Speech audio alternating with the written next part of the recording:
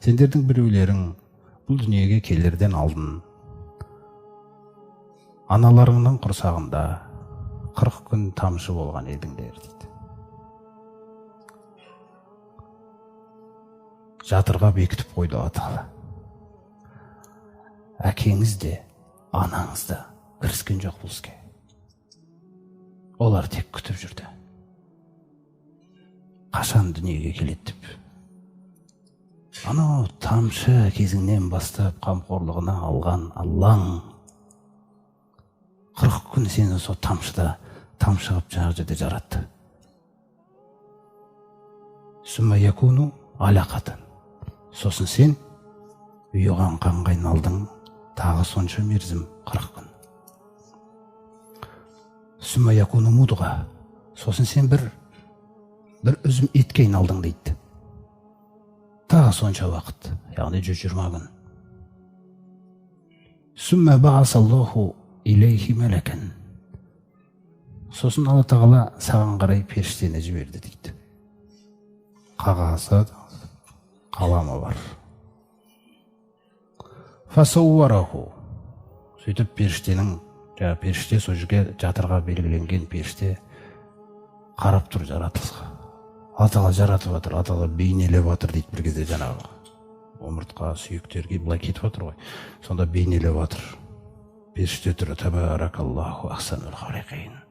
Жаратушылардың ең жақсы Алла, не деген берекелі едің деп. Қараңыз. Жаратып жатыр. Бұны ешкім көріп отқан жоқ. Іште болып жатыр. Біздің кез келгеніміз осындай маңызды болғанбыз.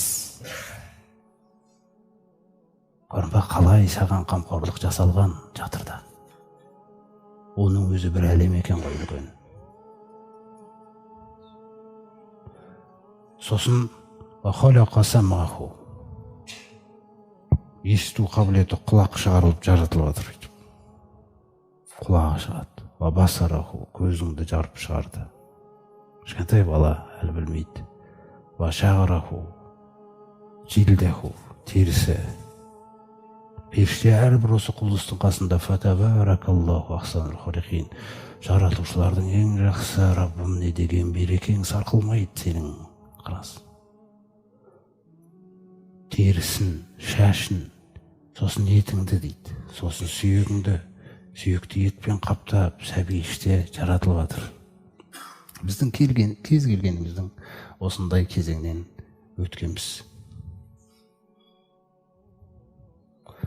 Ваюкмару би арбағи калиматин. Сол жерде періштеге 4 нәрсені жазу бұйырылады.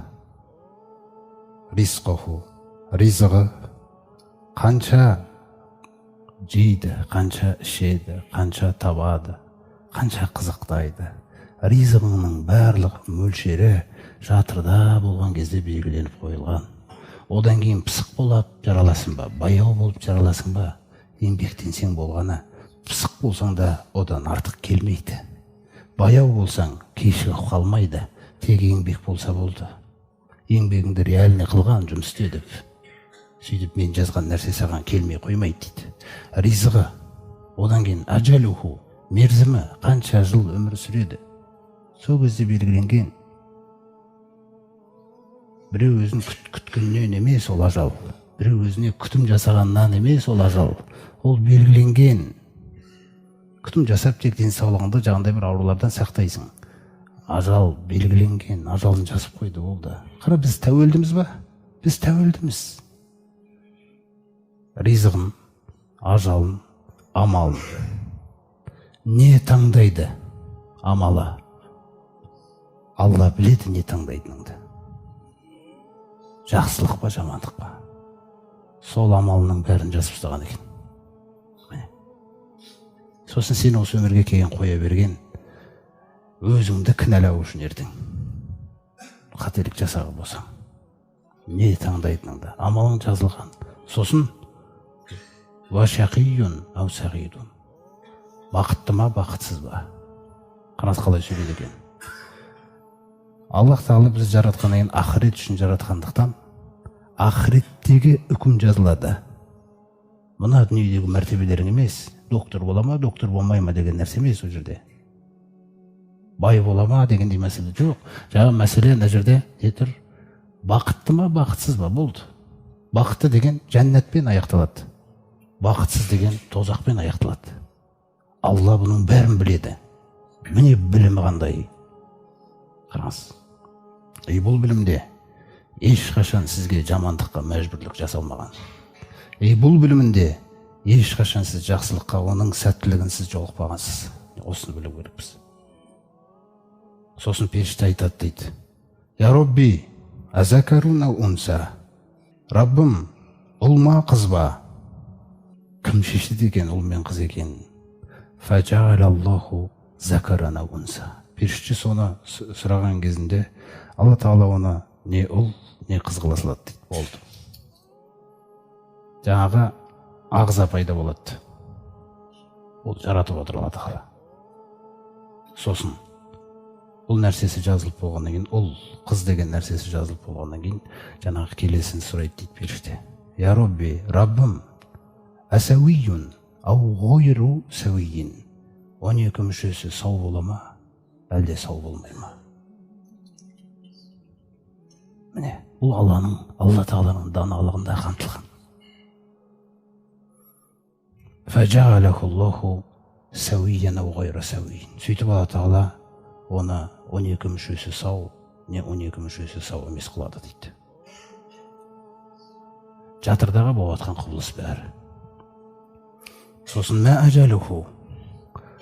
Ажалы қанша болады, Раббым, мерзімі қанша болады? Фаяқтиллаху мәша. Алла Тағала қалаған сол жердегі ғұмырды айтады. Сол ғұмыр жазылады. Ризығы қанша болады? Сол ризық жазылады. Сосын ең соңында сұрайды екен періште. Раббым, ашақиюн ау сағидун. Бақытты ма, бақытсыз ба деген нәрселер. Күлі осылай. Сөйтіп Алла Тағала оны не бақытты, не бақытсыз қылады дейді сол жерде. Адам білмейді бұны. Көрсіз ғой.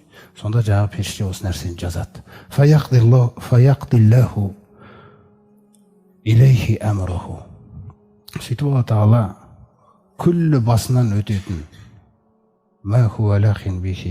күлі басынан өтетін нәрселерінің бәрін сол жерде жаздыртып тастайды дейді. Енді біз өмірге келеміз. Сол жаңағы осының бәрі жазып болғаннан кейін сүммә янфуху фихи руха, Аллах Тағала оған рухын үрлейді дейді.